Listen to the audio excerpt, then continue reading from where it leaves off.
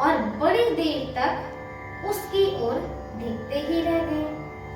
उसके लक्षण देखकर मुनि अपने आप को भी भूल गए और हृदय में हर्षित हुए, पर प्रकट रूप में उन लक्षणों को नहीं कहा।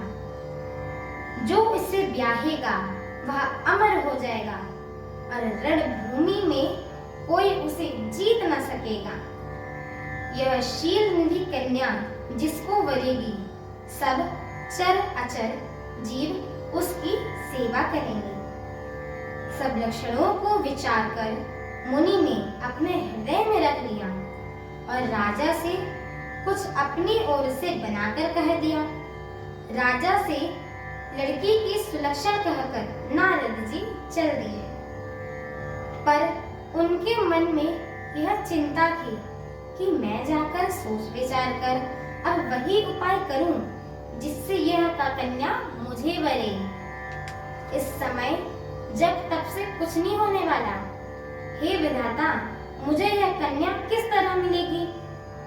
इस समय तो बड़ी भारी शोभा, विशाल सुंदर रूप चाहिए मुझे, जिसे देखकर राजकुमारी मुझ पर रीझ जाए और तब जयमाला मेरे ही गले में डाल दे। एक काम करो कि भगवान से सुंदरता मांगो, पर भाई उनके पास जाने में तो बहुत देर लग जाएगी, किंतु श्री हरि के समान मेरा हितु कोई भी नहीं है, इसीलिए इस समय वे ही मेरे सहायक बनेंगे।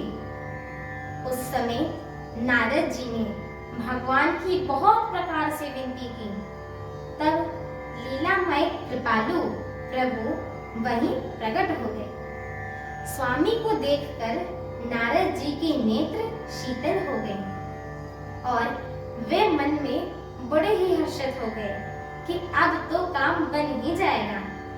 नारद जी ने बहुत दीन होकर सब कथा सुनाई और प्रार्थना की कि कृपा कीजिए और कृपा करके मेरे सहायक बनिए प्रभु। हे प्रभु, आप अपना रूप मुझको दे दीजिए और किसी भी प्रकार मैं राजकन्या को नहीं पा सकता हूँ। हे नाथ, जिस तरह मेरा हित हो आप वही शीघ्र करिए, मैं आपका दास हूँ।